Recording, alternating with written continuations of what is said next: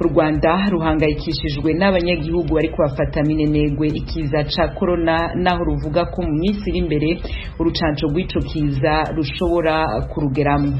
Nakongeraho ikindi rero kinababaje cyane kurushaho nuko muri iki cyumweru twagiye tugira impfu, tumaze kugira abantu bishwe na COVID-19 56.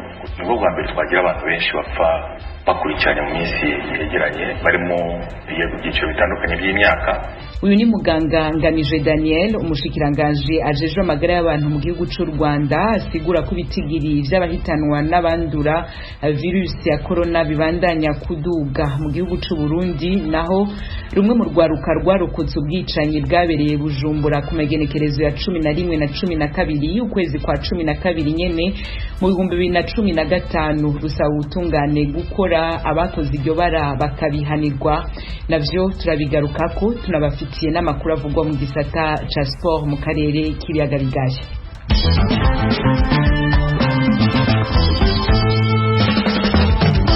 Amakuru yo mu karere k'ibiyaga bigari turayahera no munsi mu Rwanda, ico gihugu gisaba abanyagihugu kutadohoka mu ngamba zo guhangana na virusi ya corona. Ni mu gihe hasigaye iminsi mike ngo urukingo rw'indwara rugezwe muri ico gihugu. Ubushikiranganje bw'amagara y'abantu mu biharuro bishasha bwemeza ko abandura uwo mugera bakomeje kwiyongera. Inkuru ya mugenzi wacu Asumta Kaboyi. Mu kiganiro cyahuje abayobozi banyuranye muri za minisiteri ndetse n'umuvugizi wa polisi y'u Rwanda kuri iki cyumweru, izi nzego zagaragaje ko muri ibi bihe mu Rwanda habaye kudohoka gukomeye mu kwirinda icyorezo cya COVID-19 bituma bayandura barushaho kwiyongera ndetse n'abihitana bariyongera. Mu matangazo asohorwa na Minisiteri y'Ubuzima buri mugoroba agaragaza ko imibare y'abanduye muri ibi byumweru bibiri bishize ikomeje kuzamuka, aho buri mugoroba haboneka abantu 50 ubundi 40 kugeza no kwijana bandura iyi ndwara. Mu kiganiro kuri televiziyo y'igihugu abayobozi batandukanye bashimangiye ko hakomeje kubaho kwirara kudasanzwe mu kubahiriza ingamba zo kwirinda icyorezo cya COVID-19. Minisitiri w'Ubuzima agasaba abantu kutirara muri ibi bihe igihugu gishobora kuzakira urukingo mu gihe cya vuba.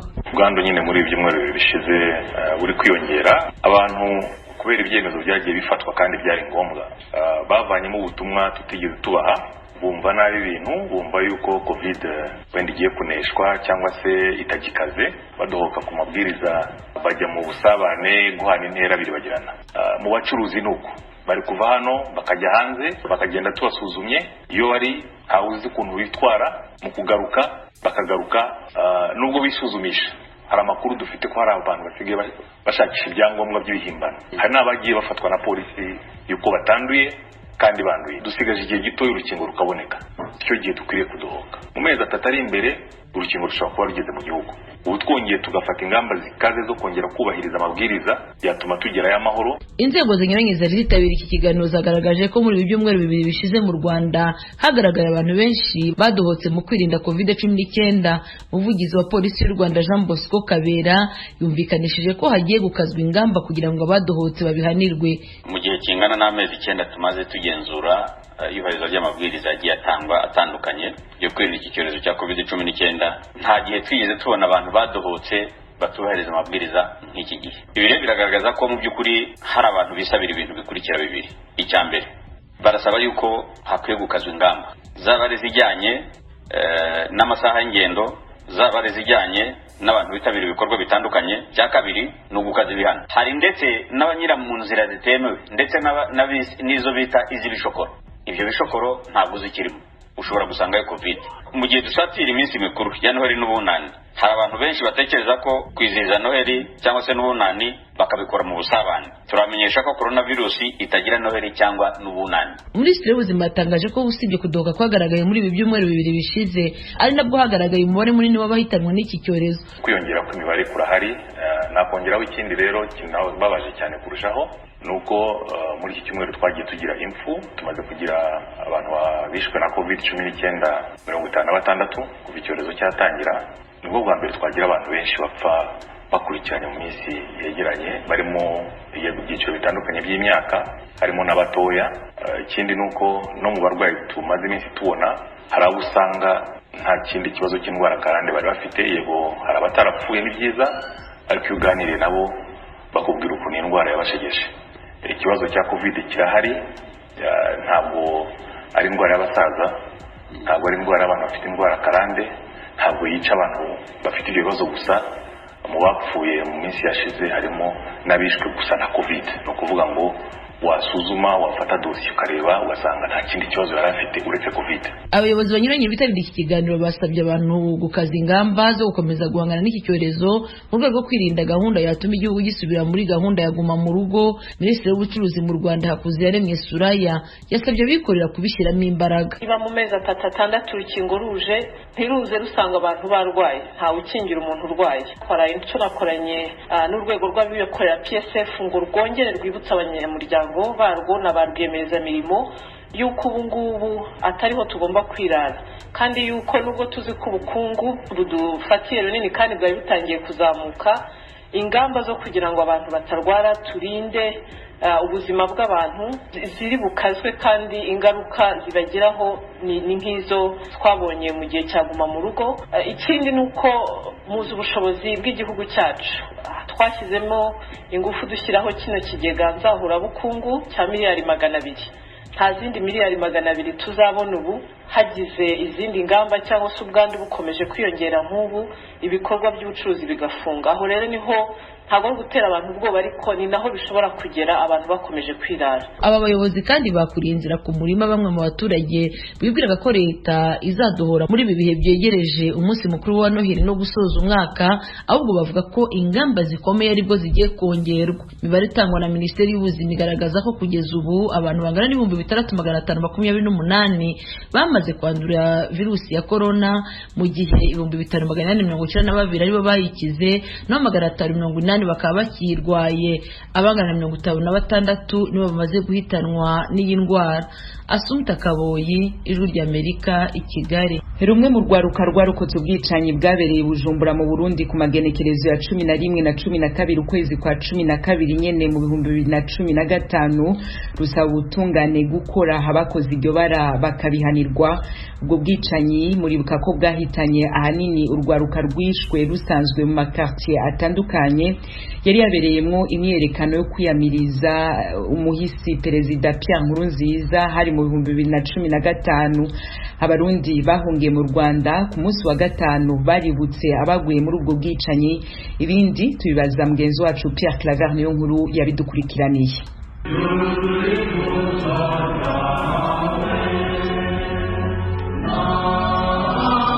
Inkuka y'imisa niyo yatangura igikorwa c'iminsi 2 cyo kwibuka abarundi baguriyemo ugwaruka bicwe mu gisagara ca Bujumbura ku magenekerezo ya 11 na 12 ukwezi kwa 12 umwaka wa 2015. Ku mugoroba ku munsi wa gatanu abo barundi bahungiye mu Rwanda cyane cyane Kigali basavye Imana ko atamaraso yosubira guseseka mu gihugu cabo. Gerve Nibigira no mu mashirami yigenga ari mu bateguye ico gikorwa. Sasabye Imana kugira ngo yakire iyo mitima y'abantu bagandaguwe, hama dusabe n'u Burundi yo mu nzi gukira so kuronka amahoro, hama dusabe kandi yuko ibyabaye mu Burundi sasubira kuba kugira ngo Imana ari yo mushobora byose ishobora gusabira abagandaguwe bonyamaswa abo uyu munsi batuntujwe no kubona babuza babo, ariko umunsi ntamwaje abahambwe bicanye ndenga butungane. Iyo minsi ni ntibagirwa kubarokotse ubwo bwicanyi nkuko bazibuka. Amakambi ane ya gisirikare yarahejeje gutegwa nabo umuvugizi w'igisirikare w'ico gihe yise abagizi ba nabi. Aba basore biganiye Ijwi ry'Amerika kwica batangaje aruko abenshi bishwe ari cyane cyane ugwaruka rwo mu makartier nka Nyakabiga, Cibitoke, Musaga n'ahandi ahasanzwe atamakambi ya gisirikare ahari. Ku bwabo ayo makartier yazize ko ariho habereye imyiyerekano ikomeye yo kwiyamiriza ukwitoreza ikindi kirengo kuri nyakwigendera Perezida Petero Nkurunziza. Kubera umutekano wabo twabise Miburo na François turahindura n'amajwi yabo. Aho yinjira bagasanga abantu baricaye aho babuze bakora bagakubita, kandi bakabasaba amafaranga bakabasahura, arankubita jya kurasa ingoho ayikubita mu mutwe bakibankwigira hasi. Bambwira mwambwa z'abatutsi ninde babeshe ko inkona yaruzwa, ninde babeshe ko igihugu muzogifata, reka tubereke. bifuza ko ubutungane bwokora maze abakekwa bose bagakubitwa intaye mu gahanga. Kwifuza ko ubutungane bwokora cyose ntawe utakifuza kuko ibyabaye novuga ko bwari ubwicanyi atanotinya kugeranya n'ihonyabwoko ryakorerwa cyane cyane abakiri bato mu bwoko bw'abatutsi. Colonel Gaspar Baratuza umuvugizi w'igisirikare cy'u Burundi w'ico gihe yatangarije ku radio y'igihugu ko abasirikare n'abapolisi b'igihugu bisha abantu barenga 80 abandi hamwe n'ibigwanisho vyabo bitari bike birafatwa. Igisirikare camenyesheje ko civunye umwansi yari yateye amakambi yamara kubwo baharaniye agateka kazina muntu nk'urunani rw'abashingwa manza Kavibe igitigiri c'abishwe ni kinini kuruta ngaho. Maître Dieudonné Bashirayishize atwara urwo runani Kavibe aratubwira ibiri mu matohoza bakoze. Mugwi w'abantu mu nzego zijejwe umutekano baciye birara muri ayo makartier bagiriza ko arimwe abanyagihugu biyamirije ikiringo ca gatatu batema batongora. Hari abapfasoni bafashwe ku nguvu kuri ico gihe imbere y'abana babo, hari n'abenshi banyurujwe batwara gufungirwa ahantu hatazwi. Igitigiri kiragoye kuko mwo kwibuka ko mu gatondo ka kare imodoka za meri ya Bujumbura tangura gupakiriza ivyo biziga bija gutabwa mu binogo rusange byari vyimbwe hirya no hino. Igitigiri kivugwa n'abantu bari hagati y'amajana 3 n'amajana 5. Avuga ko mu madosiye arenga 2,000 y'ivyaha vyakozwe kuva mu mwaka wa 2015 amaze gushikanwa muri sentare mpuzamakungu mpana vya CPI harimo nayerekeye ubwo bwicanye yatwawe n'abashingwa manza batandukanye harimo nabo muri Kavibe. Barashoboye kubonana n'abantu batari bake bajejwe ivy'agateka kazina muntu, barabiganira yo babonye bamwe bakafise n'ivyemezo. Hari ivyo twashoboye kuronka twarabishikirije sentare mpanavyaha mpuzamakungu. Twibaza yuko bazobandanya bakabikora ko itohoza ryimbitse, abakoze ivyo vyaha bagakubitwa intahe mu gahanga.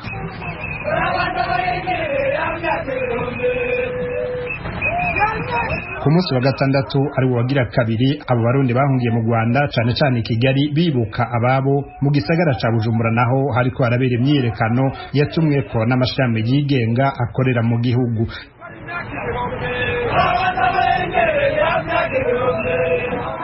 Irwane yo gushima ko inama y'umutekano y'ishami mpuzamakungu ONU yakuye Burundi ku rutonde rw'ibihugu biri mu ruhagarara, abari muri iyo myerekano i Bujumbura bagirije mu ndirimbo zabo abo bishwe hamwe n'abarokotse mu kwezi kwa12 umwaka wa 2015 ko barabashaka gutembagaza ubutegetsi. Pierre Claver Nkuru, Kigali, kubwijwe rya Amerika. Ayavugwa mu gisata ca sport ubu naho mwihiganwa ry'umupira w'amaguru mu Burundi ejo kwa Mungu niho hasozerwa indwi igira ya 14 imigwi ya Musongati na Message Ngozi iheruka gusezererwa mu nkino za Afrika ikaba yararonse intsinzi muri nondwi. Mugenzi wacu Desire Hatungimana atubwira ibindi. Indwi igira 14 yiganwa ry'umupira w'amaguru mu Burundi yasozewe n'urukino rwahuje kuri stade Rukundibuye. Umugwi wa Message Ngozi warumatse wakira Interstar. Message Ngozi iheruka gusezererwa mu nkino za Afrika z'imigwi yabaye ya mbere wabo niyo yatahukanye intsinzi y'igisindo kimwe ku busa bwa Interstar. Umugwi wa Rukinzo nawo wanganije na Les Elephants igisindo kimwe ku kindi. Umumenyereza wa Rukinzo amenyesha ko yabuze amahirwe ariko akemanga ko umunyegori wa Les Elephants yabigize mu ruhara. Ndiko ndigenza neza no kuronka inota imwe no gushimana kuko urabona ko imigwi igomba kumanuka burya ibiji ikomeye cyane, kandi baza ko inkwese inguvu nyinshi kugira abe ko yoheza fazare iri mu ivuye muri banyibanza. Nibaza ko tuvuga ngo ni inguvu zazagabanutse, inguvu zagabanutse na gatoya kuko nibaza ko abakinyi ko cyane babandi nyene, ariko murabona nk'uno munsi ko ibintu tuvuga ati twabuze chance kuko ekipe iradomine deuxième partie ariko barusoka zimwe corner ni goal ariko tukarusoka zimwe. Nibaza ko ni wari umunsi wacu. Mu mugwi wa Les Elephants hoho bamenyesha ko bari baje bashaka amanota 3 ariko umumenyereza w'uwo mugwi arashima iryo nota rimwe baronse. Twihangira ariko amanota 3 ariko kumwe abaye turere kubakinira bamwe sana ku bakinira bataka ariko rashaka amakazo menshi ko amakazo atari make biraho gutsinda ariko mu mpira nuko ibyo bateguye kugira amagende imisi yose. Ihangira ariko dutsinda match 3 ya metwara ikinze ituregarije. Nibaza ko n'iyanga atari yayi nyene nibaza ko turonka amanota 3 nibyo twifuza kuri Bumamuru. Mu zindi nkino zabaye Aigle Noir yanganije na Kayanza United igisindo kimwe ku kindi, Musongati itsinda Bujumbura City ibisindo 4-2, Burundi Sport Dynamique inganya na Vitaro busa ku bundi, nayo Bumamuru ikaba yatsinze Flambeau du Centre ibitsindo 2-1. Mu rukino na gogo gusiganwa n'amagare kuri uno wa gatandatu haratunganijwe amahiganwa muri komine ya Mwumba mu ntara ya Ngozi mu raro bw'u Burundi. Arnaud Patrick Ryumugabo arongoye iryo shirahamwe amenyesha ko intumbero zari zibiri. Intumbero yo kugira turonke imikangara ishobora kugira gusiganwa makinga ya course donc détection des talents. Muri iyo ntumbero rero ko guhiganwa y'imikangara ifise hagati y'imyaka 15 n'imyaka 17, batatu bambere mu bigeme na batatu bambere mu bahungu tuzatubajana muri centre d'entraînement mu Gwegura kugira bige ingene bagendesha amatoro de course amashatu bagarukana mu komine wabo tubahekiye bisanzwe ihiganwa urukino rwa course. Indi ntumbero yari yo kugira komine ya Mwumba ironke umugwi w'abantu bashobora gutegura amahiganwa yo ku makinga, arico gituma mwabonye twatanze amasertifika ku bantu twigishije abakomiseri abamekanisien be n'abaentraîneur. Abahiganywe n'abahungu 123 n'abigeme 8. Desire Hatungimana, Kigali, Ijwi ry'Amerika. Mugenzi wacu Desire Hatungimana akoregwe mu ngata na Jean-Claude Munyandinda nawe atubwira agezweho mu gisata ca sport mu gihugu cy'u Rwanda. Shampiyona y'umupira w'amaguru mu cyiciro cya mbere mu Rwanda yarahagaritswe nyuma y'umunsi wa gatatu gusaba imikino. Mu itangazo ryasohotse mu ijoro ryo kuwa gatanu w'icyumweru gishize rigashyirwaho umukono na Minisitiri w'Imikino Mimoza Munyangaju, abakinnyi n'abatoza b'amakipe bategetswe gusubira iwabo mu rugo ariko bakabanza gupimwa virusi ya corona, ikiguzi kigatangwa n'ishyirahamwe ry'umupira w'amaguru mu Rwanda Ferwafa. Iki cyemezo cyo guhagarika shampiyona y'umupira w'amaguru ikiri mbisi cyafashwe nyuma y'uko ubugenzuzi bwagaragaje ko mu makipe anyuranye hari abakinnyi basurwa cyangwa bagasohoka aho basanzwe bacumbitse bikaba binyuranye n'amabwiriza yo kwirinda virusi ya corona. Nyuma y'umunsi wa mbere w'iyi shampiyona, ikipe ya Rayon Sport yagaragayemo abakinnyi banduye corona, kugeza ubu ikaba ifite abakinnyi 12 barwaye icyo cyorezo. Tukiri mu mupira w'amaguru, ejo ku cyumweru mu Rwanda hatangiye irushanwa rya Sekafa ku makipe y'ibihugu y'abakinnyi batarengeje imyaka 17. Iri rushanwa ryagombaga gutangira ejo bundi kuwa gatandatu, biba ngombwa ko umukino ufungura wimurirwa ku cyumweru mu rwego rwo kurushaho gukaza ingamba zo kwirinda virusi ya corona. Icyo gihe kandi nibwo ikipe ya Sudani y'Epfo yakuye mu irushanwa nyuma y'uko bitahuwe ko abakinnyi bayo bane babeshye imyaka bakaba barengeje 17. Muri iyi Sekafa irimo kubera kuri Stade Umuganda i Rubavu, mu mukino w'ikubitiro mu itsinda rya mbere ikipe ya Kenya yanganyije na Ethiopia ibitego 2-2. Uyu munsi kwa mbere mu itsinda rya kabiri ikipe y'igihugu y'u Rwanda irahura na Tanzania guhera saa 9:30. Mu itsinda rya mbere harimo Kenya, Uganda na Ethiopia. Itsinda rya kabiri rikaba rigizwe n'u Rwanda, Djibouti na Tanzania. Tunyarukiye mu mukino wo gusiganwa ku magare, umukinnyi Moise Mugisha amaze gusesa amasezerano yari afitanye n'ikipe ya Skol Adrien Cycling Academy ariyo Saka mu magambo ahinnye. Intandaro yo gusezera muri ikipe nkuko nyir'ubwite abisobanura mu ibaruwa yanditse mu mpera z'icyumweru gishize ngo nitotezwa akorerwa n'umutoza wayo Adrien Niyonshuti. Moise Mugisha yemeza ko umutoza Niyonshuti yamukubise inshuro nyinshi, ikibazo cye akigeza ku babishinzwe ariko ntibagira icyo bakora. Moise Mugisha wegukanye umwanya wa kabiri mu isiganwa Tour du Rwanda ry'uyu mwaka, akaba aherutse no gutwara isiganwa Grand Prix Chantal Biya yo muri Kameruni, azwiho kudaca ku ruhande mu kugaragaza ibitagenda. Ahangaha yari arimo gusobanura uburyo abakinnyi bakunda kugira ikibazo cy'ibikoresho bikaba byatuma bahura n'ingorane mu masiganwa. Hari nk'igihe umuntu agira ikibazo nko mu muhanda cy'igare ugasanga abuze igikoresho bamuhindurira, urugero hamwise nk'ejobundi yacikishije henga y'igare rye kubera yuko nta yindi pièce de rechange y'igare rye, ugasanga igare rye bizongera gukora hashiyeho igihe kuko bizasaba kuba baje gushaka iyo henga yiwe, kandi byagakwiye na kuba hari nk'ubu bahita babimushyiriramo agakomeza kuri position nziza y'igare rye abatiriwe bamuha irindi gare rizabanza kumugora. Mu mukino w'intoki wa basketball ejo bundi kuwa gatandatu habaye amatora y'abagize komite nyobozi y'ishyirahamwe ry'uyu mukino mu Rwanda. Abatowe hafi ya bose basanzwe muri iyi komite igiye kuyobora manda ya 4. Perezida w'ishyirahamwe Ferwaba yongeye kuba Desire Mugwiza, ku mwanya wa vice perezida wa mbere hatorwa Pascal Mugwaneza. Richard Nyirishema ni vice perezida wa kabiri, watorewe kuba umubitsi ni Alice Muhongerwa. Aime Munana ni umujyanama mu mategeko, naho umujyanama mu bya tekinike yongeye kuba Claudette Habimana bakunze kwita Bucumu. Yari Claude Munyandinda i Kigali. inshuti bakunzi b'ijwi rya Amerika akaba ino ngaha duce tuba turabangiriye ibiganiro n'amakuru twari tubafitiye muri kano gatondo. Dushimire abagize uruhara bose ngo bitegurwe vyongere bibashikire. Kuri mikro mwazindukanye na Joe Diana Ninahazwe. Fasil Gebehu niwe yageranije amajwi yacu. Twemye kwizina rya bagenzi bacu tukaba tubikebanuye tubipfuriza kwandanya muroranirwa mu byo muri mwo byose, tunabipfuriza indwi nziza naho ubutaha. Radio Ijwi rya Amerika irabashikiriza ivyumviro ku ngingo nyinshi zitandukanye. Iri ni jambo ry'intangamarara ribashikiriza imigabo n'imigambi ya Leta Zunze Ubumwe za Amerika.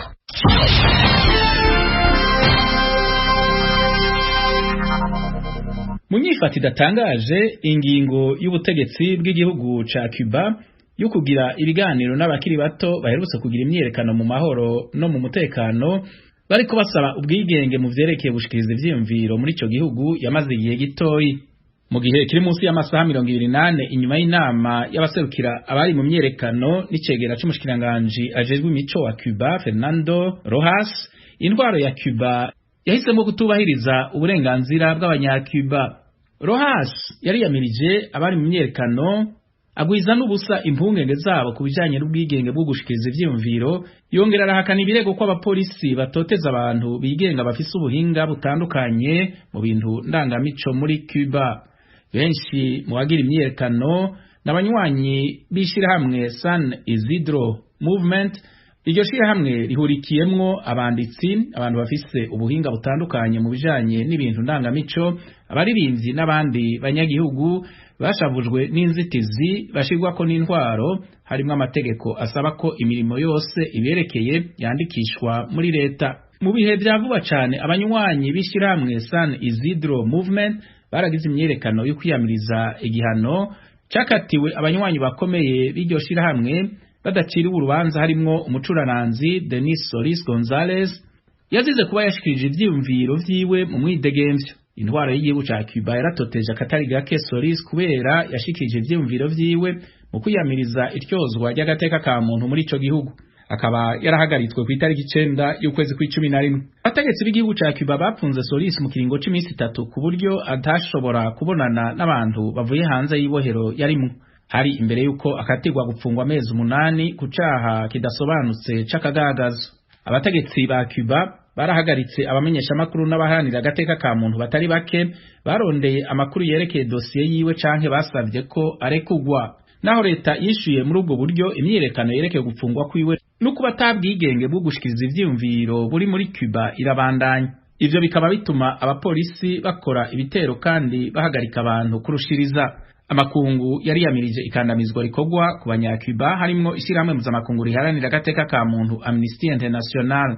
Ubushikiranganje bujejwe imigenderanire bwa Leta Zunze Ubumwe za Amerika bwarerekanye neza aho buhagaze. Mu itangazo ryanditse, umushikiranganje ajejwe imigenderanire wa Amerika Mike Pompeo yatangaje ko Amerika yiyamiriza yivuye inyuma itotezwa rikogwa na leta ya Cuba ku banyagihugu bariko bagira imyerekano mu mahoro yo kwiyamiriza ipfungwa rya Denis Solis Gonzalez aharanira agateka ka muntu. Amenyesha ko basaba ko leta y'ico gihugu ifuta igihano kidaciye mu mategeko bamukatiye no kumurekura atabibanje gusabwa. Avuga ko bifatanije n'abanyacuba kandi ko bazobandanya kwiyamiriza ityozwa rigaragara rikorerwa abanyagihugu baba bariko bakoresha uburenganzira bwabo. Yasavye ibihugu bakorana bigendera kuri demokrasi mu makungu kubandanya kuremera umukuru w'igihugu ca Cuba, bakongera bakagaragaza ko kubahiriza agateka ka muntu ari ikintu ca mbere gisabwa kugira bashobore gukorana n'intwaro ya Castro.